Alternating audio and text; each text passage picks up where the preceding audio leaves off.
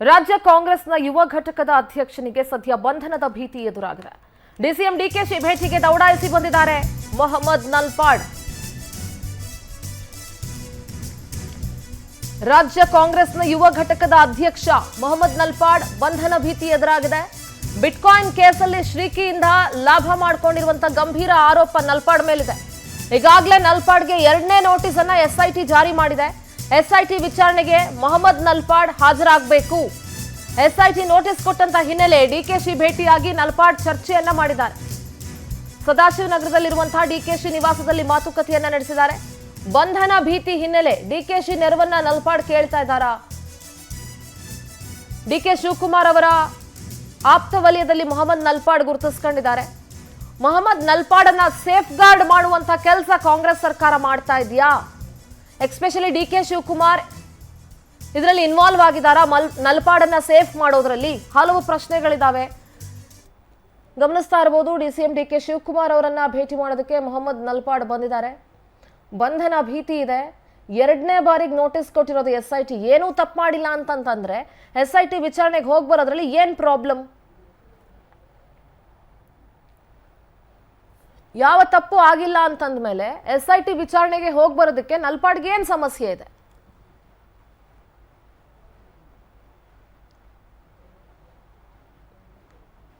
ರಾಜ್ಯ ಕಾಂಗ್ರೆಸ್ನ ಯುವ ಘಟಕದ ಅಧ್ಯಕ್ಷ ಮೊಹಮ್ಮದ್ ನಲ್ಪಾಡ್ ಬಿಟ್ಕಾಯಿನ್ ಪ್ರಕರಣದಲ್ಲಿ ಶ್ರೀಕಿಯಿಂದ ಲಾಭ ಮಾಡಿಕೊಂಡಿರುವಂತಹ ಆರೋಪ ಮೊಹಮ್ಮದ್ ನಲ್ಪಾಡ್ ಮೇಲಿದೆ. ಈಗ ಆಲ್ರೆಡಿ ಹಲವಾರು ಕೇಸ್ಗಳಲ್ಲಿ ನಲ್ಪಾಡನ್ನ ಸೇವ್ ಮಾಡ್ತಾ ಬಂದಿದ್ದಾರೆ. ಈ ಪ್ರಕರಣದಲ್ಲೂ ಕೂಡ ಕಾಂಗ್ರೆಸ್ ಮೊಹಮ್ಮದ್ ನಲ್ಪಾಡ್ ಅವರ ಬೆನ್ನಿಗೆ ನಿಂತಿದ್ಯಾ ಅನ್ನುವಂಥ ಪ್ರಶ್ನೆ ಇದೆ. ಹಂಗೇನಾದ್ರೂ ಒಂದು ಪಕ್ಷದಲ್ಲಿ ಮೊಹಮ್ಮದ್ ನಲ್ಪಾಡನ್ನ ಸೇಫ್ ಗಾರ್ಡ್ ಮಾಡುವಂತ ಕೆಲಸ ಆದ್ರೆ ಅದಕ್ಕಿಂತ ಶೇಮ್ಲೆಸ್ ಇನ್ಯಾವುದೂ ಇಲ್ಲ ಕಾಂಗ್ರೆಸ್ ಸರ್ಕಾರಕ್ಕೆ.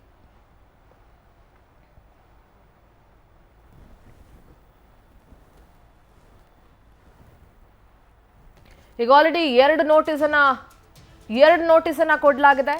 ಮೊದಲನೇ ನೋಟಿಸ್ಗೂ ವಿಚಾರಣೆಗೆ ಹಾಜರಾಗಿಲ್ಲ. ಈ ನೋಟಿಸ್ಗೆ ವಿಚಾರಣೆಗೆ ಹಾಜರಾಗಲೇಬೇಕಾಗಿದೆ ಮೊಹಮ್ಮದ್ ನಲ್ಪಾಡ್. ಹಾಜರಾಗ್ತಾರಾ ಏನು ಅನ್ನುವಂಥದ್ದನ್ನ ಗಮನಿಸಬೇಕು. ಯಾಕೆಂದ್ರೆ ಡಿಕೆ ಶಿವಕುಮಾರ್ ಅವರನ್ನ ಭೇಟಿ ಮಾಡಿದ್ದಾರೆ. ಪೊಲಿಟಿಕಲ್ ಕರೆಸ್ಪಾಂಡೆಂಟ್ ದೀಪಾ ನೇರ ಸಂಪರ್ಕದಲ್ಲಿ ಜಾಯ್ನ್ ಆಗ್ತಾ ಇದ್ದಾರೆ. ದೀಪಾ, ಬಿಟ್ಕಾಯಿನ್ ಪ್ರಕರಣ ರಾಜ್ಯದಲ್ಲಿ ಎಷ್ಟು ದೊಡ್ಡ ಮಟ್ಟದಲ್ಲಿ ಸದ್ದು ಮಾಡಿತ್ತು ಅನ್ನೋದು ನಾವೆಲ್ಲರೂ ಕೂಡ ಗಮನಿಸಿದೀವಿ. ಪವರ್ ಟಿವಿ ಕೂಡ ಇದ್ರ ಬಗ್ಗೆ ವಿಸ್ತೃತ ವರದಿಯನ್ನ ಪ್ರಸಾರ ಮಾಡಿತ್ತು. ಸಾಕಷ್ಟು ಜನ ಇದರಲ್ಲಿ ಪೊಲೀಸ್ ಆಫೀಸರ್ಸೇ ಇನ್ವಾಲ್ವ್ಮೆಂಟ್ ಇದೆ ಅನ್ನುವಂಥ ವಿಚಾರ ಕೂಡ ಕೇಳಿ ಬಂದಿತ್ತು. ಈಗ ಮೊಹಮ್ಮದ್ ನಲ್ಪಾಡ್ಗೆ ಎಸ್ಐಟಿ ನೋಟಿಸ್ ಕೊಟ್ಟಿದೆ. ಆದ್ರೆ ಎಲ್ಲೋ ಒಂದ್ ಕಡೆ ನಲ್ಪಾಡನ್ನ ಸೇಫ್ ಗಾರ್ಡ್ ಮಾಡುವಂತ ಕೆಲಸ ಕಾಂಗ್ರೆಸ್ ಸರ್ಕಾರ ಮಾಡ್ತಿದ್ಯಾ ಅನ್ನುವಂಥ ಪ್ರಶ್ನೆ ಕೂಡ ಇದೆ. ದೀಪಾ, ಸೊ ಏನ್ ಹೇಳ್ತೀರಿ? ಸಿಂಧೂರ, ಬಿಟ್ಕಾಯಿನ್ ವಿಚಾರವಾಗಿ ಹಲವಾರು ಜನರಿಗೆ ಪೊಲೀಸ್ ಈಗ ಆಲ್ರೆಡಿ ಅಂದ್ರೆ ಎಸ್ಐಟಿ ನೋಟಿಸ್ ಅನ್ನ ಜಾರಿ ಮಾಡಿದೆ. ವಿಚಾರಣೆಗೆ ಹಾಜರಾಗಬೇಕು ಅಂತ ಹೇಳಿದೆ. ಅದರ ಜೊತೆಗೆ ನಾಳೆ ವಿಚಾರಣೆಗೆ ಹಾಜರಾಗಬೇಕು ಅಂತೇಳಿ ನಲ್ಪಾಡ್ ಅವ್ರಿಗೂ ಕೂಡ ನೋಟಿಸ್ ಅನ್ನ ನೀಡಿದೆ. ನಾಳೆ ವಿಚಾರಣೆಗೆ ಅವರು ಅನಿವಾರ್ಯವಾಗಿ ಹಾಜರಾಗಲೇಬೇಕಾದಂತಹ ಪರಿಸ್ಥಿತಿ ಕೂಡ ಇದೆ. ಯಾಕಂದ್ರೆ ಇದು 2ನೇ ನೋಟಿಸು.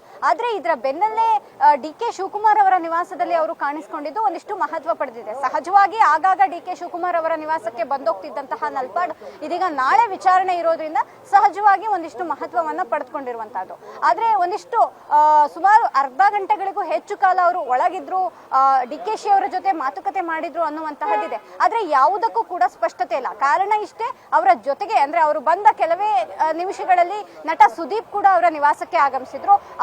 ಅವರ ಒಂದು ರೆಫರೆನ್ಸ್ ನಲ್ಲಿ ಅಂದ್ರೆ ನಟ ಸುದೀಪ್ ಬರ್ತಿರೋದ್ರಿಂದ ಅವರ ರೆಫರೆನ್ಸ್ ಗಾಗಿಯೇ ಬಂದಿದ್ರು ಅಂತಾನೂ ಕೂಡ ಹೇಳಲಾಗ್ತಿದೆ. ಇದಕ್ಕೆ ಪುಷ್ಟಿ ನೀಡುವಂತೆ ಅವರು ಈಗಷ್ಟೇ ಸುದೀಪ್ ಜೊತೆ ಅಂದ್ರೆ ಅವರ ಕಾರಲ್ಲೇ ವಾಪಸ್ ತೆರಳಿರೋದ್ರಿಂದ ಯಾವುದಕ್ಕೂ ಕೂಡ ಸ್ಪಷ್ಟತೆ ಇಲ್ಲ.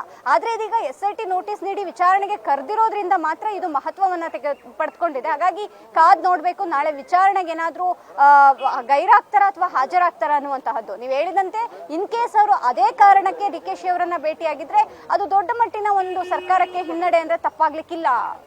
ಸಿಂಧು, ಥ್ಯಾಂಕ್ ಯು ದೀಪಾ ನಿಮ್ಮೆಲ್ಲ ಮಾಹಿತಿಗೆ.